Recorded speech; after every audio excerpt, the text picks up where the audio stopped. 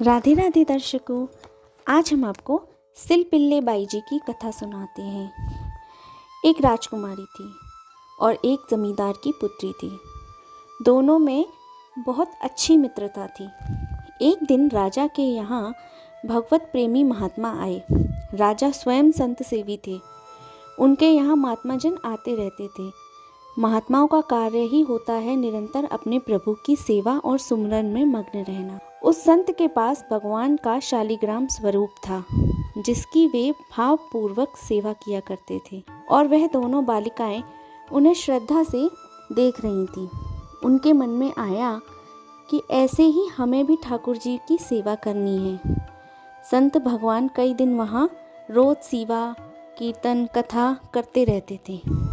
एक दिन उन दोनों सखियों ने मिलकर निश्चय किया कि संत भगवान से निवेदन करके हमको भी ठाकुर जी लेने हैं।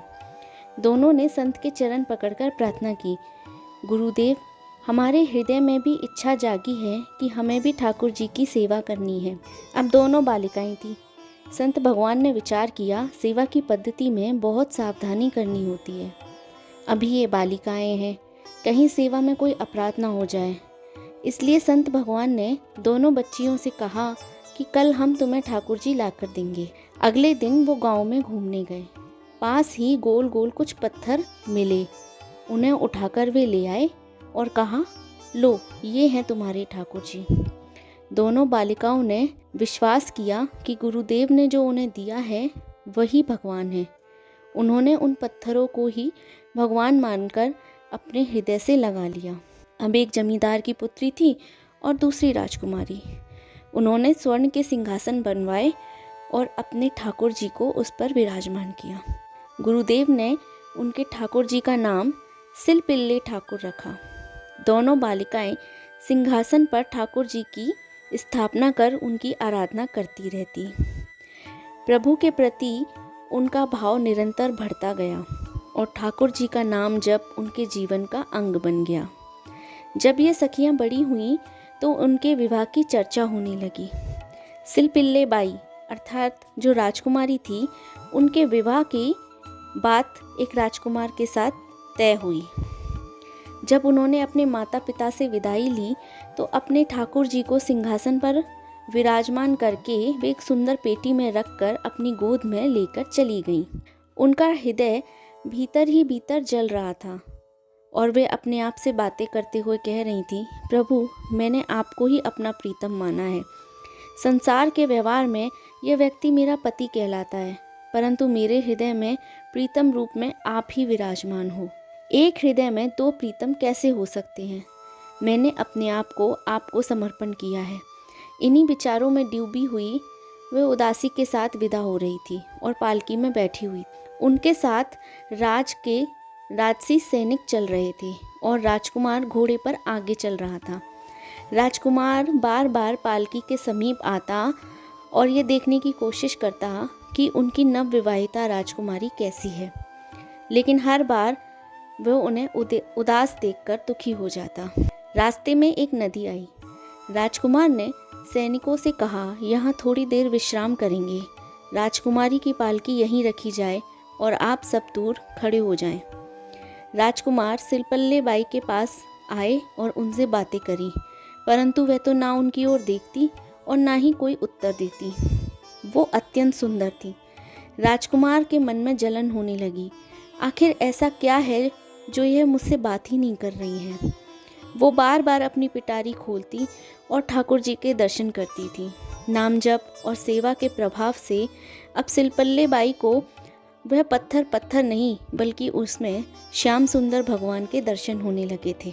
अब राजकुमार समझ गया कि सिलपिल्ले बाई और उनके बीच में जो भी दूरी है, उसका कारण वह पिटारी है जो राजकुमारी की गोद में रखी हुई है।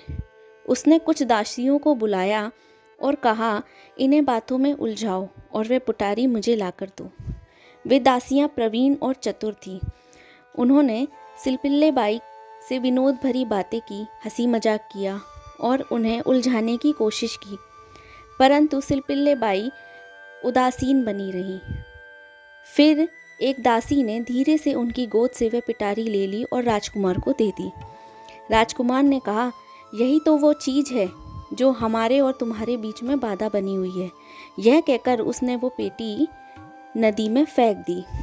उनका हृदय तड़प उठा, अत्यंत व्याकुल हो गई और राजकुमार ने तुरंत सैनिकों को आदेश दिया कि सिलपल्ले बाई को पालकी में बिठाकर महल में ले जाया जाए।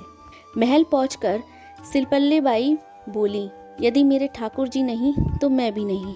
मैं आज से अन्न जल का त्याग करती हूँ। यदि ठाकुर जी मेरे समीप नहीं होंगे तो मैं भी प्राण त्याग दूंगी। आज मैं एक भी बूंद पानी का नहीं लूँगी और ना ही एक भी निवाला भोजन का लूँगी।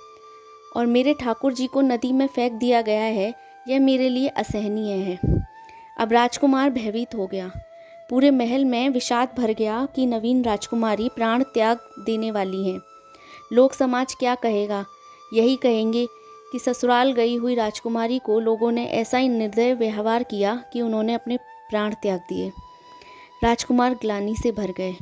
वह सिलपल्ले बाई के सामने घुटनों पर आकर बोले, मैं आपको दुखी नहीं करना चाहता था, लेकिन मैं आपको छोड़ भी नहीं सकता। कृपया आप ऐसा कोई उपाय बताएं जिससे आप मुस्कुरा दें और प्रसन्न हो जाएं। सिलपल्ले बाई कुछ शांत होकर बोलती हैं, हम अपने ठाकुर जी के बिना जीवित नहीं रह सकते। यदि आप हमें जीवित देखना चाहते हैं तो हमारे ठाकुर जी हमें वापस ला कर दीजिए।